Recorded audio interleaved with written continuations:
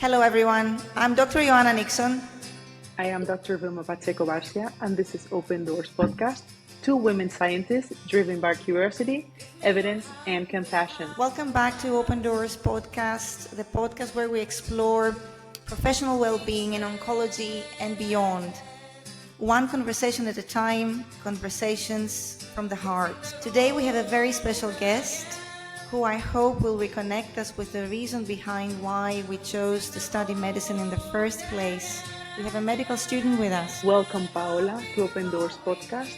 Paola Julve Navarro. She's a sixth-year medical student from the Francisco University of the Victoria University, and it's her last year before she becomes a doctor. She has made a clinical rotation in medical oncology. She is evaluating the possibility of becoming an oncologist. I think this is a very good moment for us, Ioanna, because we have a medical student that is really hoping to decide if maybe she wants to be an oncologist. So we really want to welcome you today. This is a critical time for you, full of excitement, pressure, and transformation. Today, we're going to explore her views on professional well-being, resilience, and what it really means to open doors in medicine. Thanks for joining us today, Paola. Thank you for having me. I'm really excited to be here. Thanks. Let's take a step back, and we spoke about professional well-being. So it's important to look at how we define this. So Paola, how do you define professional well-being as a medical student? How do you view that? So, for me, professional well being rests on four areas: social, professional, personal, and spiritual. I like to picture it like a table with four legs. So, if one leg is a bit shaky, the table still stands. But if two or more are weak, it collapses. So, the social side is about relationships, family, friends, co-workers. Like, we need connection and support. The professional side isn't just about tasks or deadlines, it's about feeling like what we do matters, having a space to grow, and being treated with respect. The personal side is about self care, our health, rest, hobbies. It's taking time to check in with ourselves and ask, how am I doing? And finally, the spiritual sphere, which doesn't necessarily have to do with religion. It can be about nature, meditation, values, or helping others.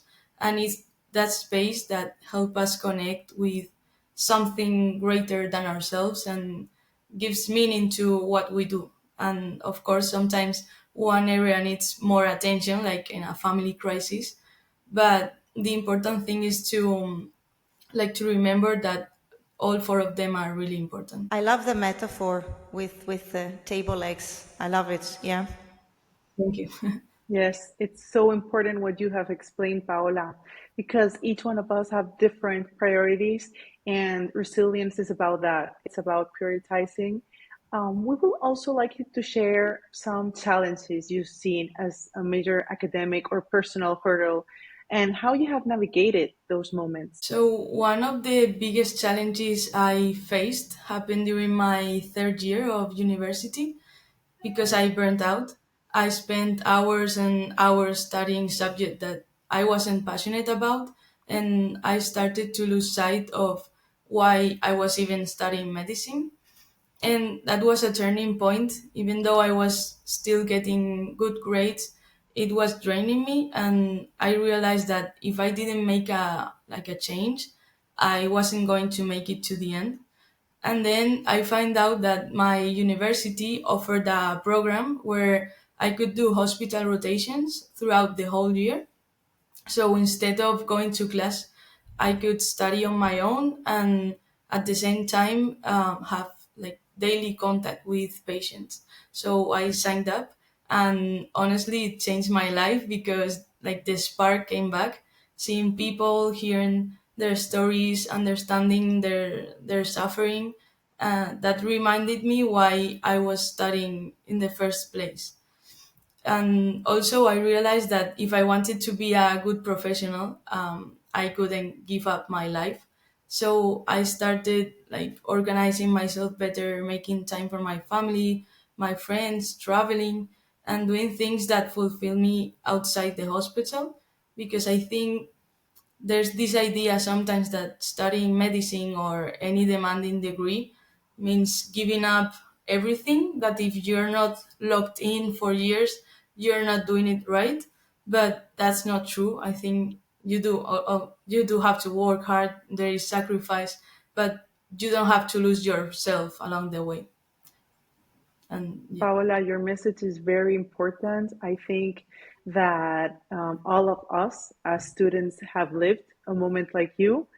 I recall perfectly that when I was about to go to Erasmus, I was very, stressed. A lot of subjects, biophysics, biochemistry, anatomy. You had to do a lot of credits. And I was so worried because I really wanted to see patients and be at the clinic. But it is true that we have to first learn all of that physiology and to better understand. Independent of what degree we do after, if you want to be a cardiologist, a dermatologist, we all have to go through the same education. So I really like what you have shared, Paola. Thank you for sharing that with us. Thank you. Thank you both for sharing because it's pretty powerful, and I think a lot of us can resonate. And actually, what you're describing is in keeping with some of the data from the literature because burnout has been studied, and in 2020, there was a review in medical education highlighting that about half medical students experience burnout, which is alarming. And resilience can be strengthened through mindfulness, through a more structured approach in medical schools to support students, peer support. So we know that there are a number of things we can do to prevent this from happening. Joanna, that reminds me of a 2014 academic medicine paper that emphasizes the role of wellness programs. As Paula was saying, it is very important for us to have wellness as well. So, this paper showed that institutional support helped improve the learner well-being and not just individual habits. So I think it has to be like a combined effort, like have also habits and routines and also that role of wellness. Paula, what habits or routines have helped you maintain your well-being during intense study periods? Well, one of the things that has been hardest for me, but also one of the most helpful habits once I started doing it right, is controlling my self demand. Often we fall into the mindset that we have to do everything, do it perfectly, and never fail. And having ambition is great. In fact, I think it's important to set high challenging goals that motivate us and push us out of our comfort zone. But we also have to be realistic. I think if the goal we're pursuing is costing us sleep, health, or even joy, then it's not a healthy goal. It's more of a burden. And I think the key is finding that middle ground, because wanting to give your best is one thing, and never allowing yourself to be tired or to make mistake or to have a bad day is something completely different. And of course, discipline is essential. Having habits give me stability, but I also allow myself to be flexible, to change plans if I need to, and not to beat myself up if one day I don't get everything done that I had planned.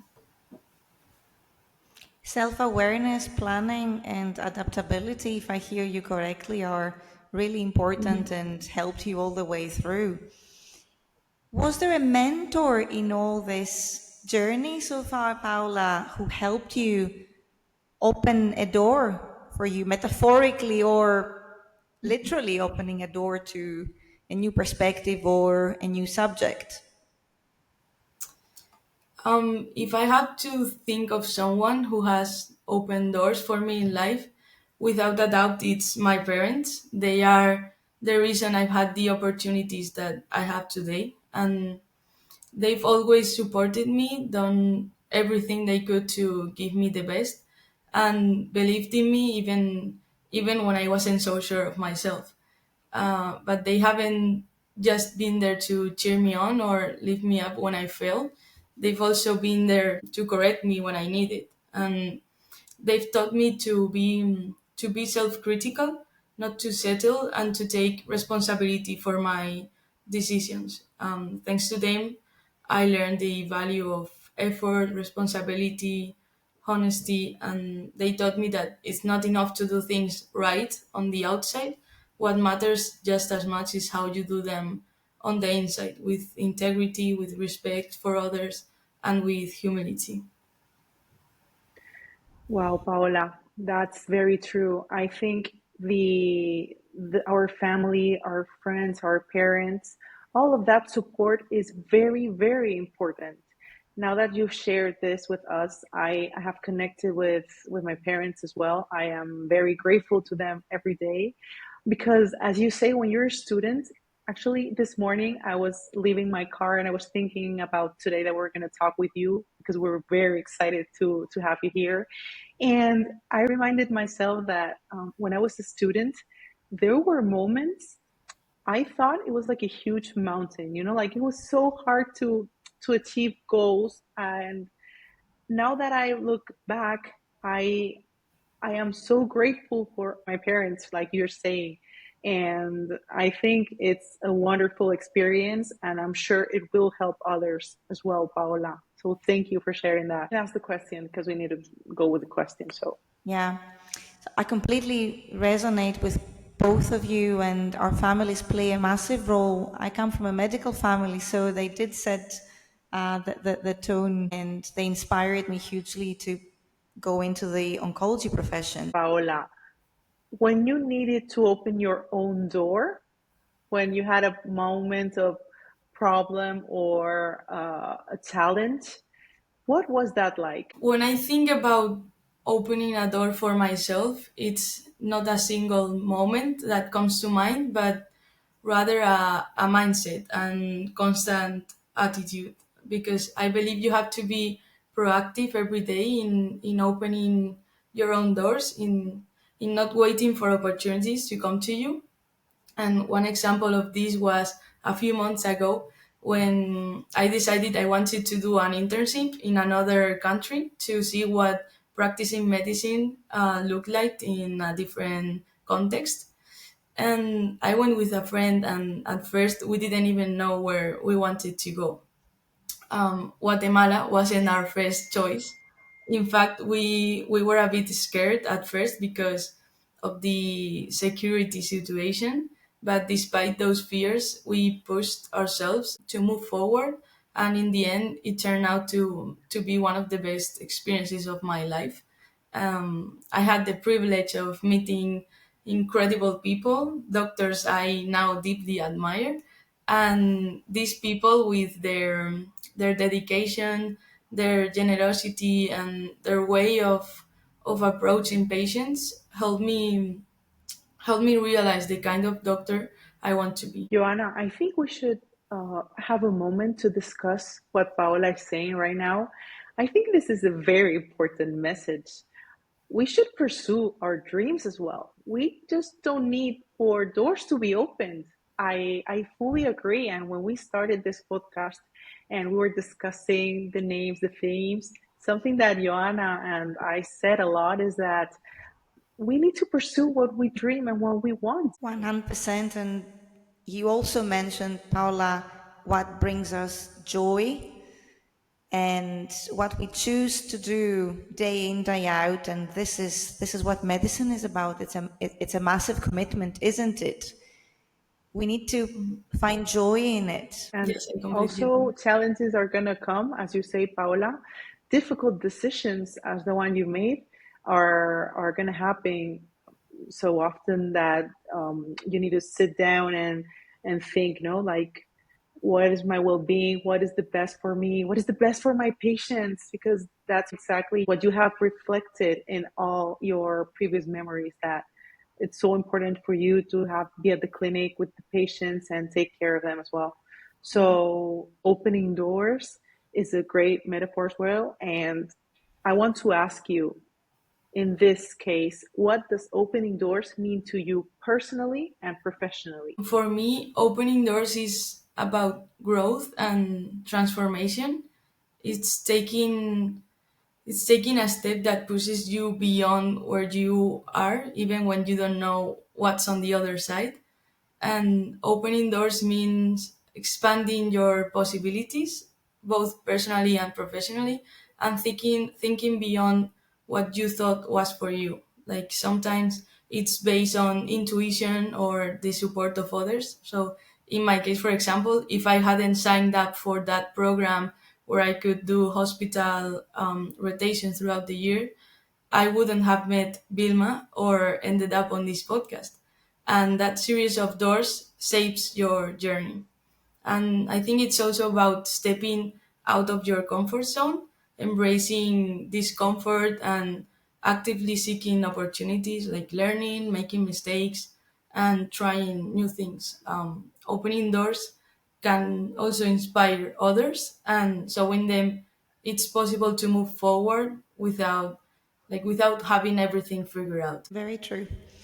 Looking ahead, how do you think the experiences that you had so far can support you, prepare you to support patients or colleagues through rough times? So throughout my life, I've had to face my own wounds, insecurities, and frustrations, and I felt anger towards death and lived through painful losses that have taught me that not everything can or needs to be understood, and that's okay. And one experience that deeply marked me was a trip that I took with my university a couple of years ago to the villas in Argentina.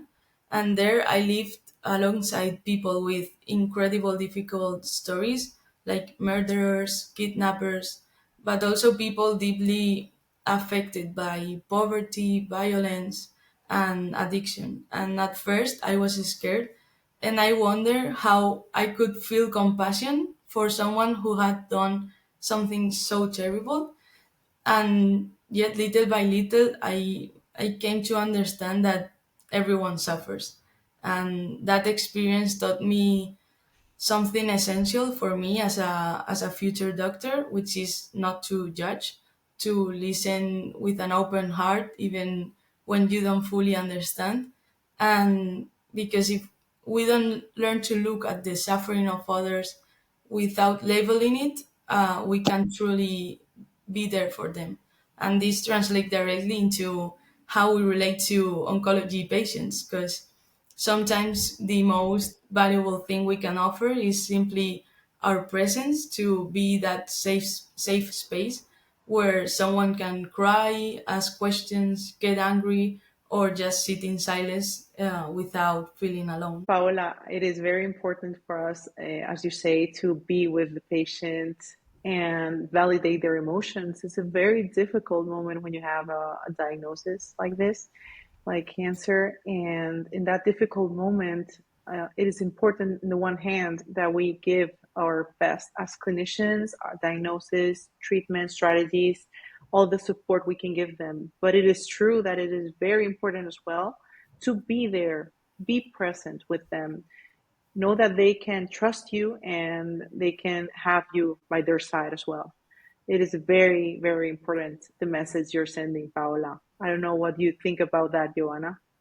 Absolutely. I think you beautifully described compassionate care as an absolute, a great reminder to all of us, really, not just for cancer patients, for any patient and any colleague. And active listening, as you described it, without being judgmental, trying to understand rather than resolve in the first instance, is so important before you move to the next step, which is understanding how you can help. Ask the question, how can I help? How can I serve that unique, specific individual in suffering? Thank you for that. That was an excellent reminder. Thank you. So another issue that we're really worried is about what you were saying at the beginning, Paola, burnout in medical students. When you're a medical student, you're eager of studying, of learning new things. It was so hard for you to get there, to start your journey. And I wanted to share that in 2015, there were findings from a study published in Psychological Health Med that there was a link between social skills and lower burnout rates in medical students. So these results highlighted that empathy, that is something that we're talking today. We're talking about empathy with our patients, with our family, with our colleagues.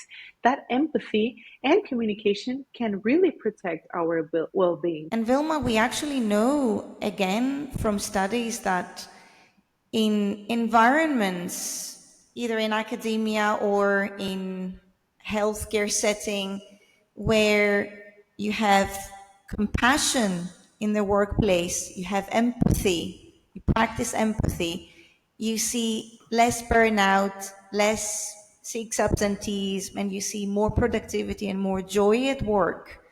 So it's really important that we practice empathy actively. Now, Paula, I think it's time for me and Vilma to welcome your questions. So open to it.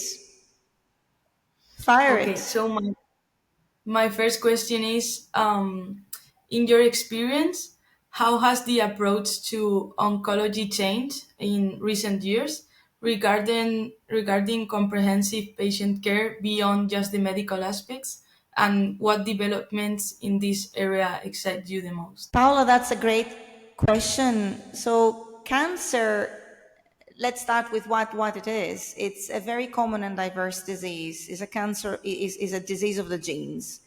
And no doubt Vilma will agree with me that management has evolved over time. We've seen that. And so has our understanding about what cancer is, what is driving cancer. We're now talking about precision oncology, understanding the causes, the drivers of this specific tumor that a unique individual has, and tailor treatment based on this powerful knowledge. So cancer is very common, very diverse. It affects people from all walks of life. And you can imagine how the needs of patients differ. And I should add that cancer affects people at every age as well. So the needs of people at different stages in life differ as well.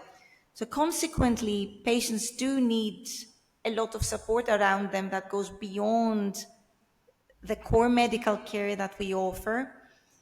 And this is a time in life where one's resilience is greatly challenged because, yes, cancer, depending on staging, but cancer is a life threatening disease for whoever experiences that. So the resilience is challenged incredibly, and one needs all the support they can have in all the domains: physical, emotional, financial, psychological, and more. I don't know, Vilma, what's your take on this? I fully agree. In recent years, oncology has evolved to embrace a much more holistic view of patient care. It's no longer just treating the tumor, it's about treating the person that has the tumor. There's a deeper integration of psychosocial support, nutrition, palliative care, and all that involves survivorship. We now recognize the importance of mental health and emotional well being, as you were saying before, Paola, to embrace empathy. I think nowadays in oncology, empathy is key. And what it's also taking care of stressors that deeply affect a patient's ability to cope and respond to treatment. About dedication, I am highly dedicated to nutrition, to pancreatic cancer. Paola knows that. She's been with me working things at the clinic. And I am passionate about interdisciplinary teams, interdisciplinary care teams for the patient. We have psychologists, we have social workers, nutritionists, all navigating in the same direction to help patient. And that sums up to us as specialists that we sum up with surgeons, with radiologists in our committees. I think that is one of the best parts on oncology. And we are becoming human centered in our specialty. Absolutely, Vilma. And I think it's important to also add I did say that cancer diagnosis challenges individuals and probably is one of the biggest challenges that someone can face in life, and it affects those around them.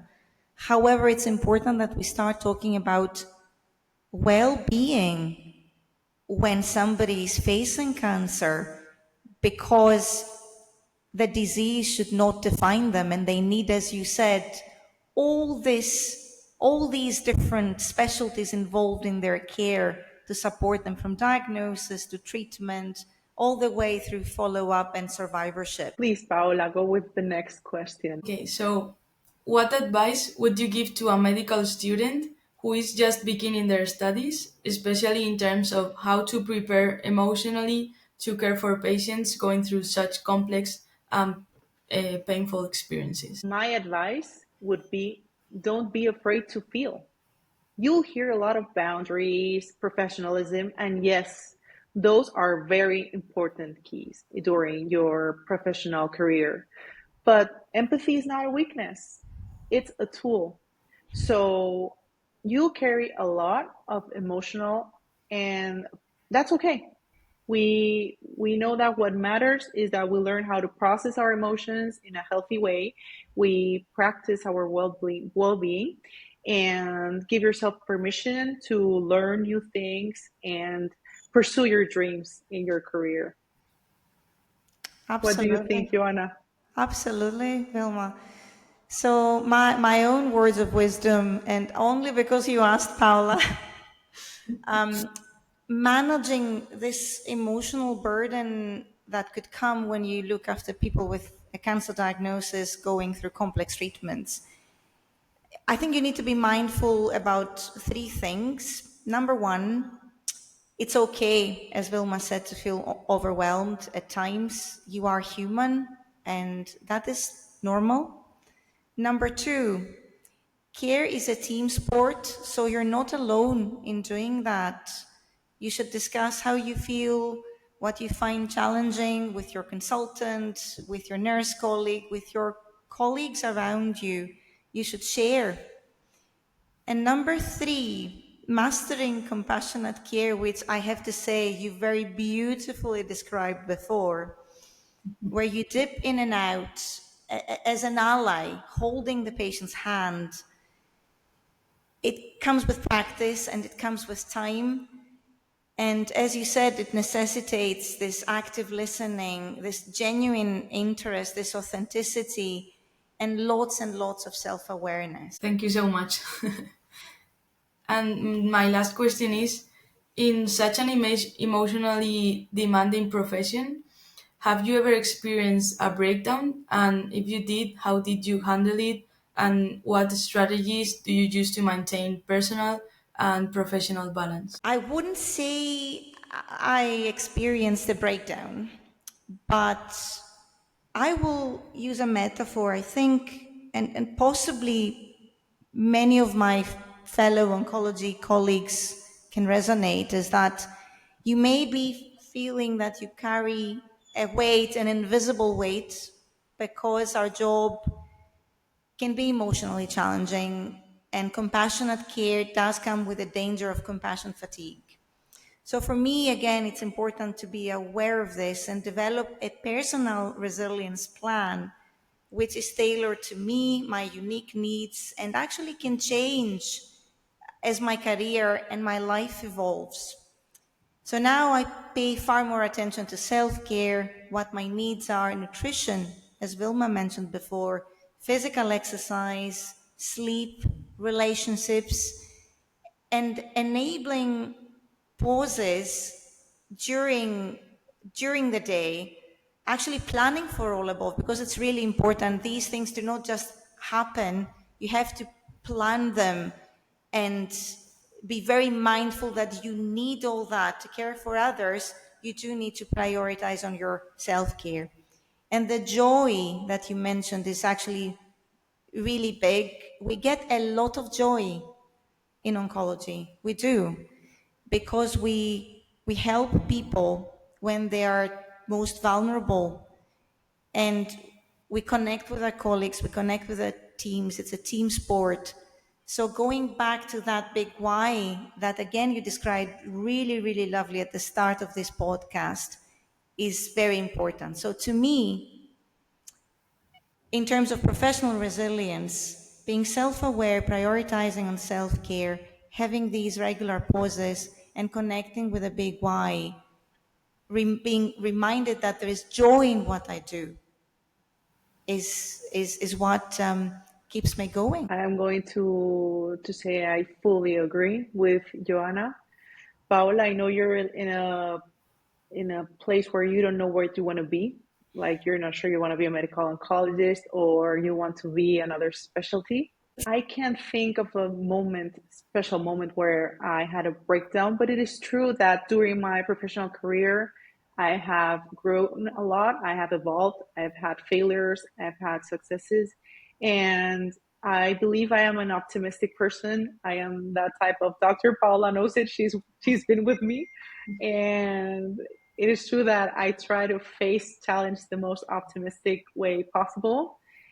And I would like to share with you an anecdote. I was on my second year of residency. Residency can be tough because you ask yourself a lot. You can be very critical on yourself, and you're learning what you always wanted to do. So it's an important moment for you, and it should be a prime time. But it can happen that maybe workload or just trying to do everything so perfect, you can have a moment where you're fully stressed. I remember when I was in my second to third year of residency, I was in a very good moment. I was happy. I love studying. I love reading papers. I love investigating. I'm passionate about studying, and I received a burnout survey from the Spanish Society of Medical Oncology, and I was like, what is this? I have never heard of burnout. And when I started filling the questions, I finished the questions and I was overwhelmed because I was not aware that maybe I had a pebble on the shoe, to metaphorically say that maybe I was not in a burnout in a severe way, but it did make me realize that professional well-being is important. And since then, I've worked a lot towards trying to navigate professional well-being. And that's why I am very happy that we have this podcast now, so we can share all of these anecdotes we've had. And to have you, Paola, it was great today. Thank you. Thank you so much. So, Paola, since we have you in this podcast with your fresh mind and your aspirations, as we wrap up, any final reflections or messages you'd like to share with other students and early career doctors out there who might be listening? Yeah, I've written 4 points I wanted to say because I didn't want to forget. The first one is professional well-being isn't about meeting expectations, it's about finding balance. The second one is that sometimes supporting others doesn't mean having answers, but simply being there without that judgment. The third one is that opportunities don't always come, sometimes you have to create them. And the last one is that in moments of suffering, it's not always about taking away the pain, but sharing it with humanity. Thank you so much, Paola, for sharing your thoughts and your experience. I think it's beautiful, your final reflection. It will make us think on professional well-being. We wish you a very, very good future in your professional career. I hope to see you soon. You've been a great student. Very happy to have you. And to all our listeners, keep opening doors for yourself and for each other. Thank you so much. Thanks, Paola. It was lovely to have you, and needless to say that it's an open door in the UK. So if you want to experience how we do oncology here, just let me know, and I'd be delighted to have you. I am Dr. Ioanna Nixon. I am Dr. Vilma Pacheco-Barcia from Open Doors Podcast. And remember, you belong in the room. You belong in the room.